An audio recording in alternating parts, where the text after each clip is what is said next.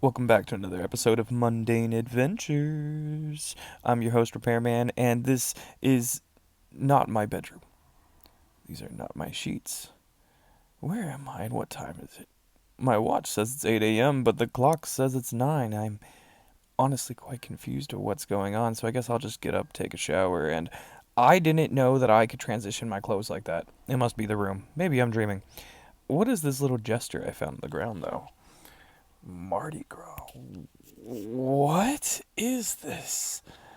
Anyways, I'll put the thing on this bag that clearly a Facebook fisherman caught, and let's head out the door and try to figure out where we are and what our surroundings are. Okay, guys. Honestly, this isn't looking good. So, whoever has my Apple AirTag, if you could come pick me up, I'm a little nervous. The bricks are moving. These paintings are moving. Paintings aren't supposed to move. Okay? I don't see anybody, and I woke up in a bed that wasn't mine. Help. I'm seeing a bar with no bartender, but I did help myself to my own drink, so I guess that's okay. And as I kept walking around more, I found a stage but no band. I found beads, but no titties. As I kept looking around, I found another beads in an odd fridge with some very questionable things in there. What is that? Head cheese? Is that a werewolf? Is that an alligator?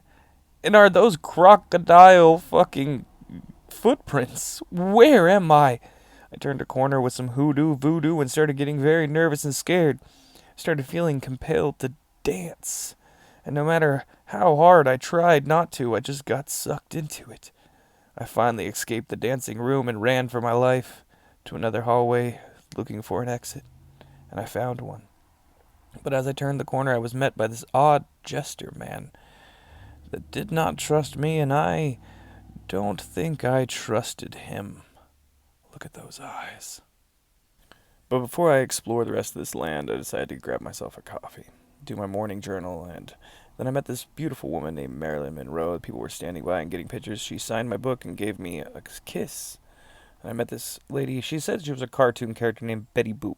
She did the same thing. And then I met the prince of this land, Prince Gator. He handed me a weird substance, and I took a drink. I wasn't the biggest fan of it. He gave me some beads, smacked me on my ass, and told me to go try some of the food before I disappear from the land. So I went out and immediately found the food that looked the best to me.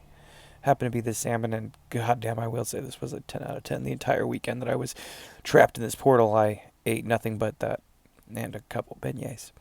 After talking to a robot on the roof, he showed me over to my best pal, Puss in Boots. Puss in Boots signed my book, was so ecstatic to see me. It had been years since I got to catch up with this good friend of mine. And then he pointed out a dear other friend of ours to go and sign my book and go and talk to. You might know them. Some may call them the Donkey and Shrek. They were extremely friendly. Donkey did roast me for a little bit and made fun of me for not coming and saying hi to him sooner and more often while I'm here in the park.